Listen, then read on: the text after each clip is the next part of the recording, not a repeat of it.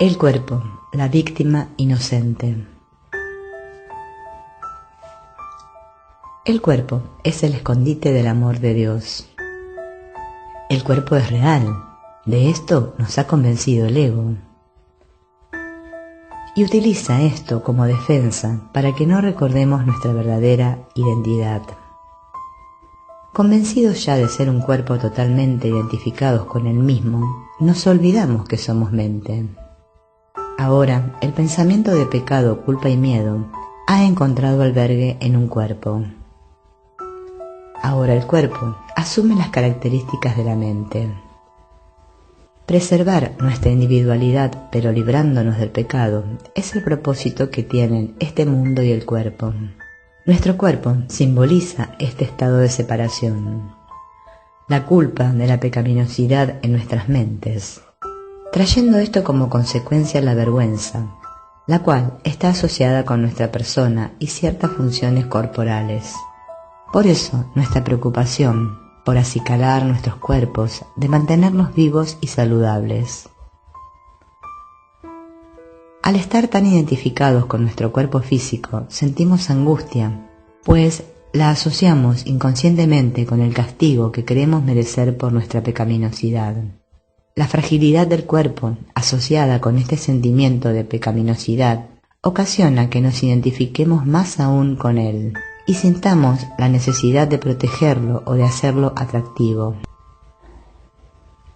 Desde nuestro nacimiento hasta la muerte aprendemos a lidiar como víctimas inocentes, haciéndole frente a las duras realidades de la vida, en un mundo hostil y amenazante, el cual creemos está más allá de nuestro control y responsabilidad. El curso se refiere a que vamos haciendo ajustes ante cada situación por temor a que nuestras defensas se desmoronen y volvamos a experimentar ese sentimiento de desvalía. Por eso nos aseguramos cosas aquí, tomando varias medidas preventivas para estar seguros. Tenemos que asegurarnos nuestra supervivencia. La culpa inconsciente nos recuerda que somos criaturas desvalidas y vulnerables, que caminamos aterrados en medio de un mundo, el cual amenaza atacarnos y hasta aniquilarnos en cualquier momento. La culpa inconsciente nos hace sentirnos siempre erróneos, que algo está mal en nosotros.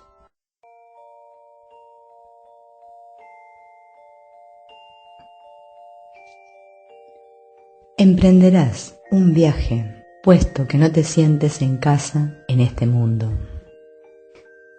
Lo que nos arraiga en este mundo es esta culpa inconsciente y este miedo, no nuestro comportamiento.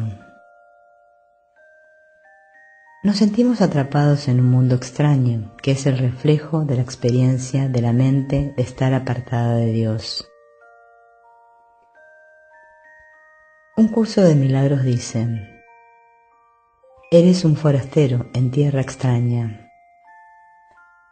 Nos dice que no nos damos cuenta de que nos hemos olvidado de dónde vinimos, a dónde vamos y de quiénes somos en realidad. Este mundo en el que pareces vivir no es tu hogar. Y en algún recodo de tu mente sabes que esto es verdad. En Dios estás en tu hogar soñando con el exilio. Mientras creamos que nuestros problemas están en el universo físico, también buscaremos las soluciones allí.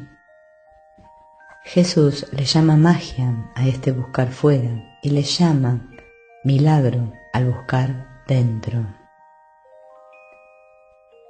La disociación nos permite mantener en la mente pensamientos de realidad e ilusión al mismo tiempo. Es como si estuviésemos viendo una película en el cine, en el que por un lado sabemos que lo que estamos mirando es ilusión, que las personas y situaciones que vemos en la pantalla no están ahí en realidad. Pero, por otra parte, psicológicamente, reaccionamos como si las imágenes fuesen reales. Nos reímos y lloramos, nos asustamos, sentimos ira o nos aburrimos. Es decir, que mientras una parte de nosotros sabe que no está sucediendo nada, otra parte reacciona como si algo estuviese pasando.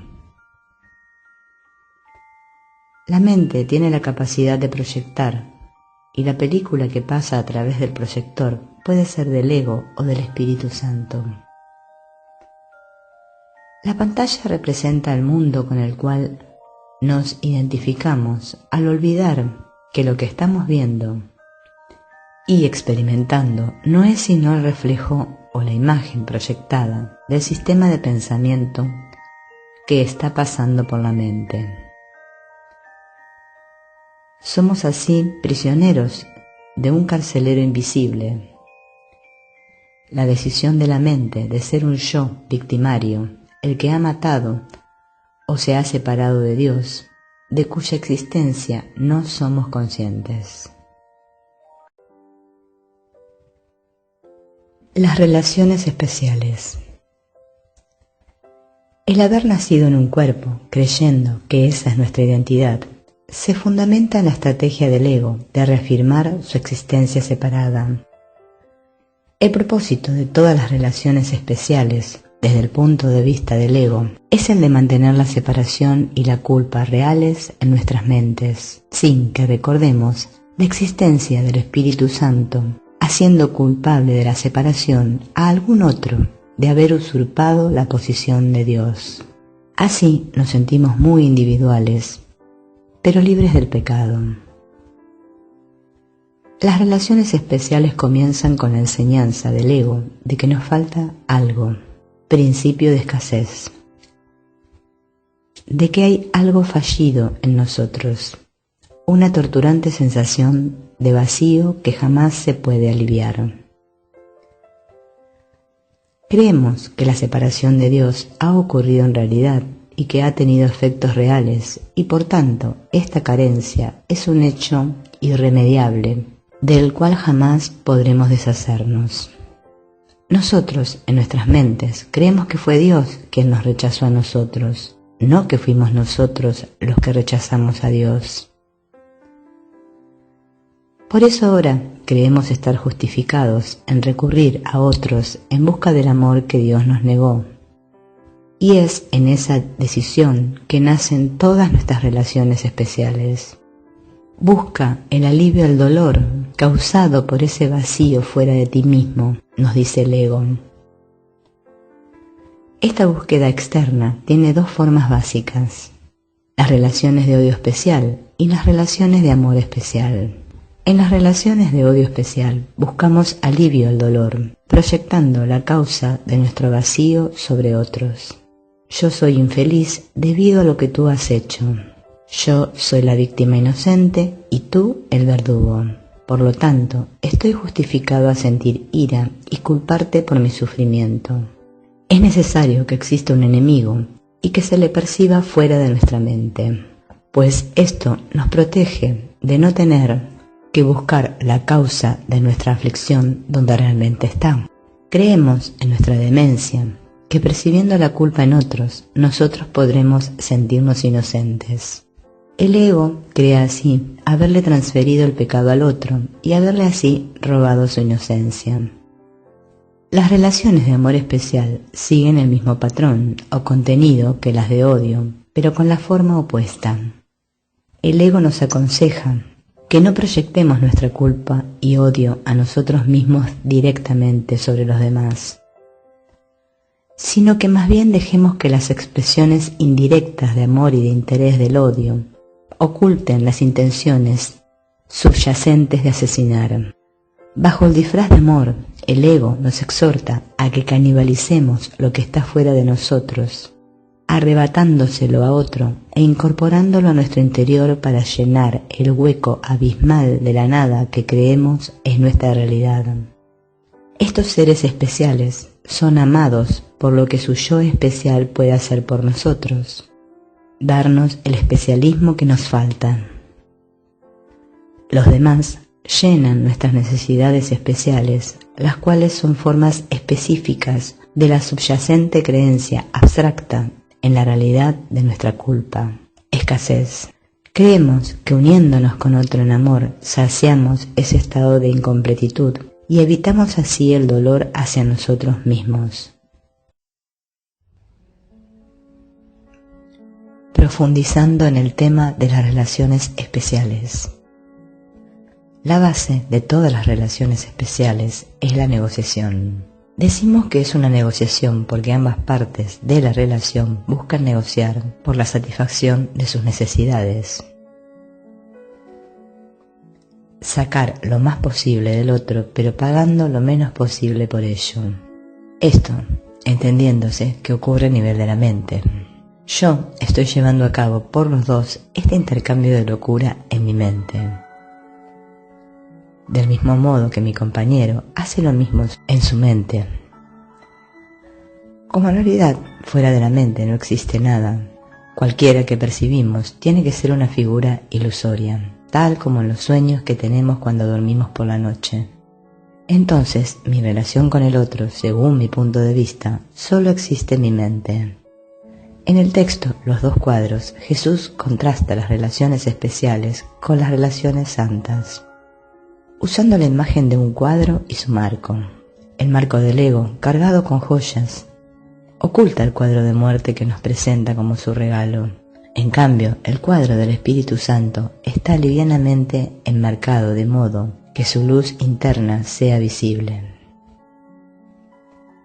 El ego intenta esconder su intención asesina en la mente, detrás de la atracción del placer en todas sus formas, en el cuerpo. Así es como que nunca pensamos en dirigirnos al problema ni a la solución donde en realidad están. Cada uno de nosotros que camina por esta tierra cree en su mente inconsciente que fue el asesinato, el matar a Dios y crucificar a Cristo, lo que le hizo ganar su individualidad y especialismo. Por eso el ego nos dice constantemente que puesto que el asesinato funcionó para que pudiéramos obtener lo que queríamos, va a funcionar siempre como defensa cada vez que seamos amenazados desde afuera. Nuestra vida es nuestro guión, escrito con el fin de asegurarnos el conservar nuestra individualidad. Individualidad que robamos, pero sin ser responsables por ello. Mediante el proceso de proyección, ya no tenemos que aceptar la responsabilidad por lo que primero hicimos real dentro de nuestras mentes. El cuento del ego de que pecamos en contra de Dios para poder existir.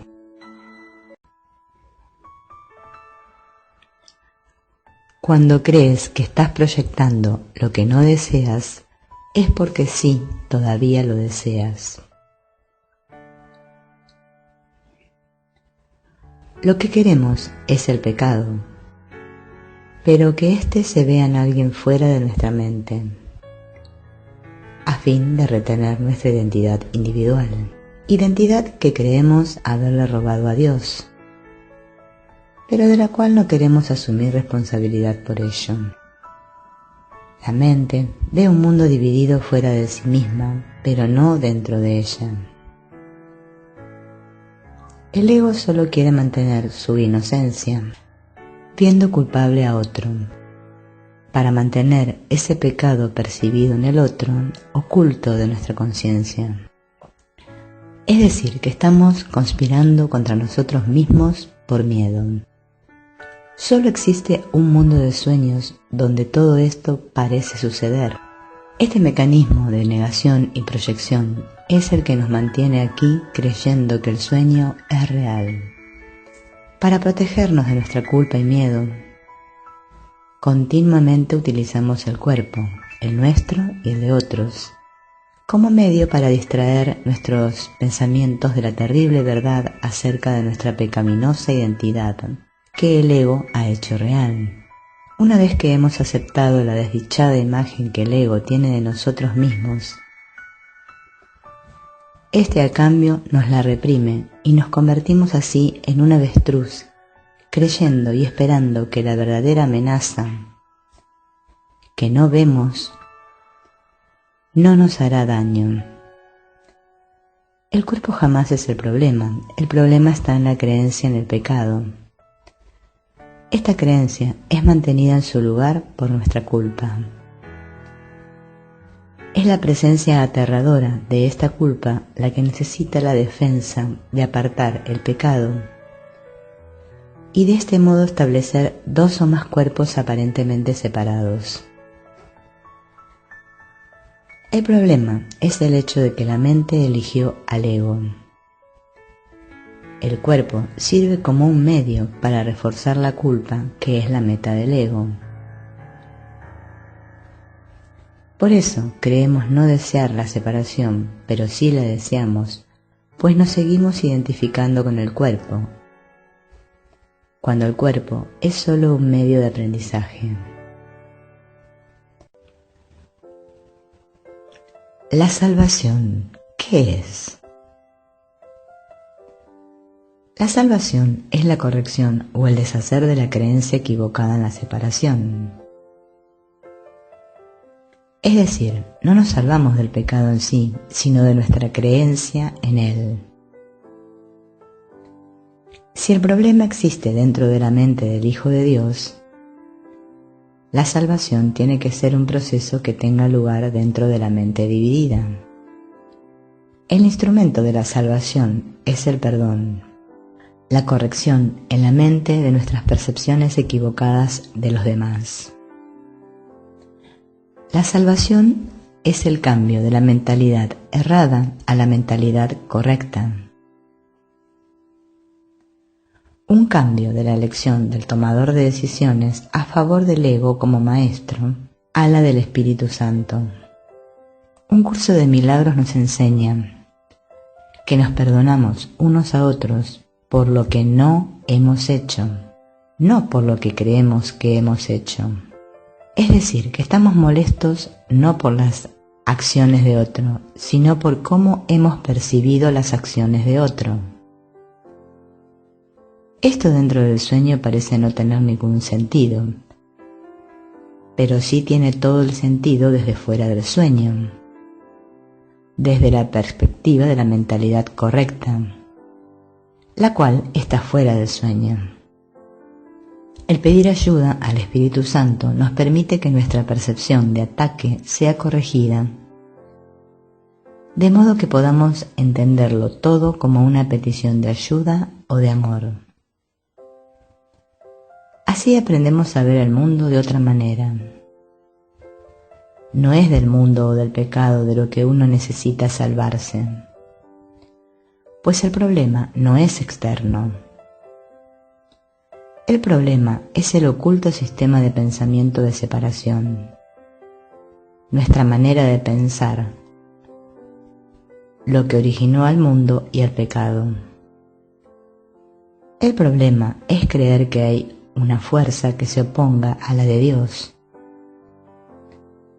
Si el problema es la separación, la salvación es la unidad.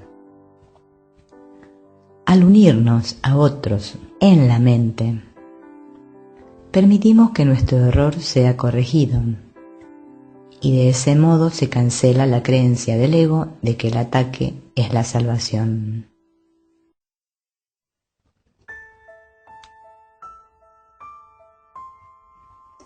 La corrección, el perdón como un deshacer.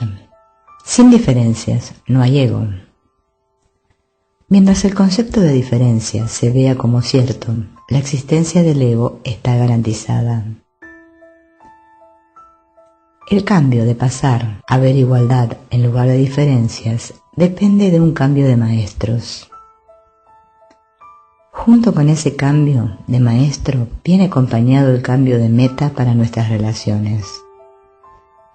Este cambio no es un cambio necesariamente visible en la forma o estructura de la relación.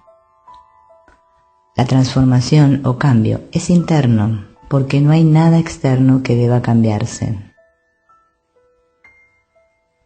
No podemos ni buscamos cambiar a una sombra si no nos gusta, sino que tratamos de cambiar la fuente que se proyecta como la sombra. Las dos personas de la relación santa son las mismas de la relación especial, pero ahora con un maestro diferente como guía. al menos uno de los dos integrantes de la relación percibe al otro de manera diferente. No importa las formas que nuestras vidas tomen en el sueño, todos compartimos el mismo contenido de enajenación, desesperanza y muerte, por creer inconscientemente haber destruido a Dios, y nos creemos huérfanos y solos. Al cambiar la meta de nuestras relaciones, encontramos nuestro verdadero camino a casa mediante el perdón. Al servir ahora al propósito de Jesús, el cuerpo se convierte en el medio para lograr la meta de deshacer las percepciones de diferencias. Las mentes están unidas, por consiguiente, la sanación de una sola mente la sana a todas. Es el deshacer del principio del ego de o el uno o el otro, lo que se lleva a cabo dentro de una u otra de las dos mentes. No tengo que atacarte para salvarme de mi culpa, como me había aconsejado el ego. Ahora entiendo que al retirar mi proyección de la culpa sobre ti, la culpa se puede perdonar dentro de mi mente. El Hijo de Dios no es un cuerpo, sino un pensamiento en la mente. Así es como nos adentramos en el mundo real. Los 3 pasos del perdón. El perdón es un proceso que deshace los principios de negación y de proyección del ego. Primer paso. Darme cuenta de que la causa de nuestro sufrimiento y angustia, de sentirnos víctimas, no está afuera en el mundo, sino en nuestra mente.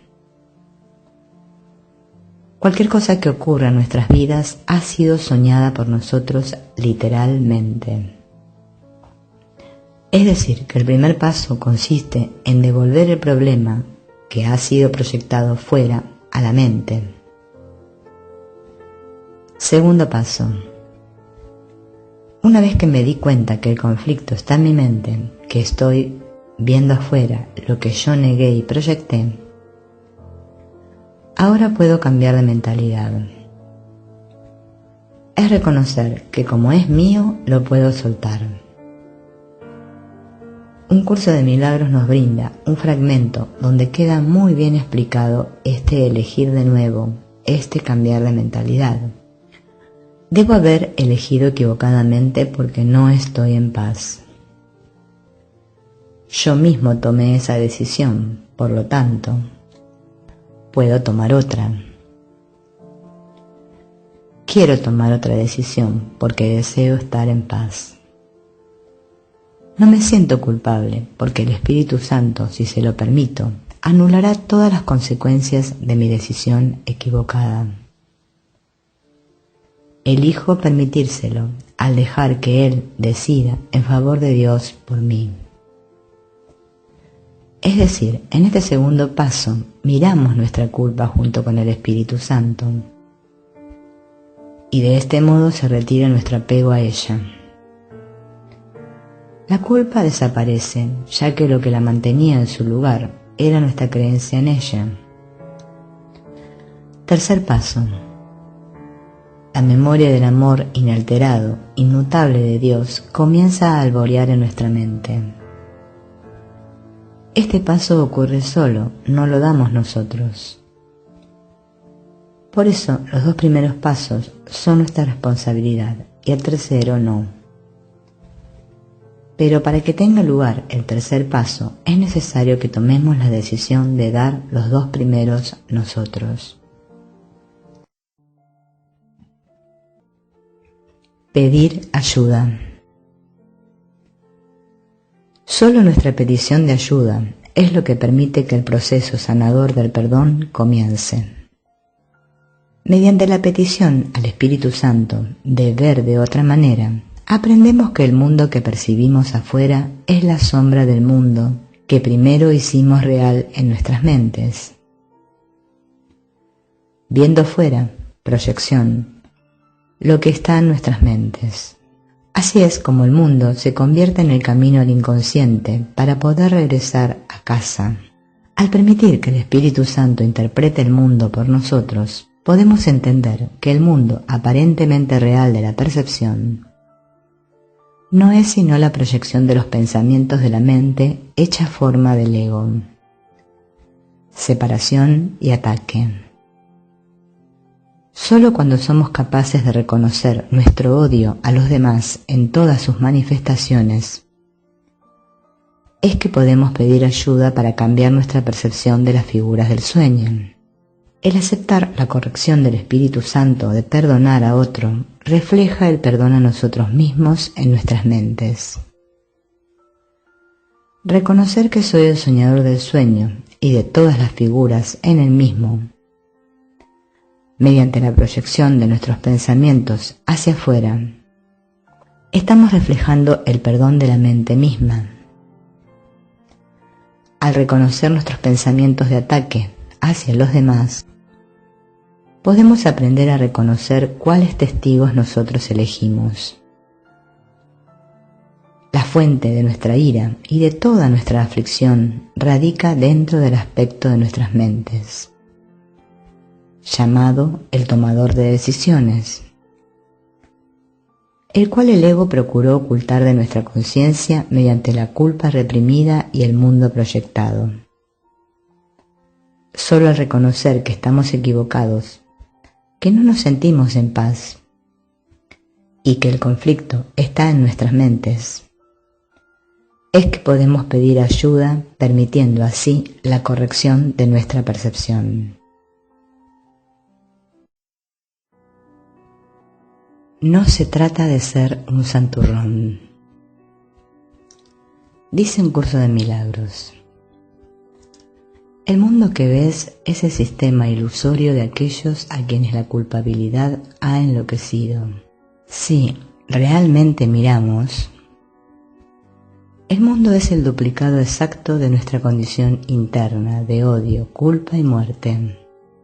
Un lugar de tristeza y sin esperanza. Si realmente miráramos y nos diéramos cuenta del odio hacia nosotros mismos, la culpa sería tan intolerable que no podríamos soportarla.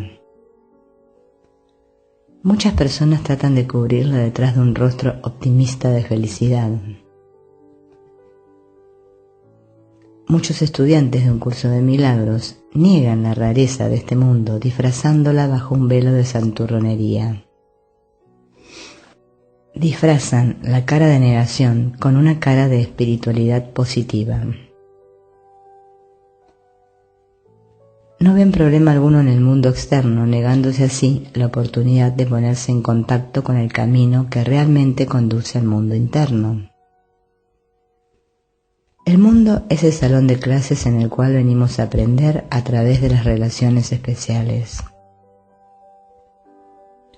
Si andamos con cara feliz actuando el papel de santurrón, estamos privándonos de la única motivación para aprender. Tiene que haber otra manera. Si afuera todo es maravilloso, entonces ¿para qué vamos a querer mirar adentro? Antes de que podamos percibir el mundo tal como realmente es, tenemos que liberarnos del odio que hay en nuestras mentes. Y eso se logra permitiendo que se nos muestre que el odio está allí, en nuestras mentes, pues las ideas no abandonan su fuente. Cuando comenzamos a entender nuestra locura, es que podemos tomar la única decisión significativa. La decisión de elegir otra vez y ver así, a través de un nuevo maestro, el mundo a través de unos ojos felices.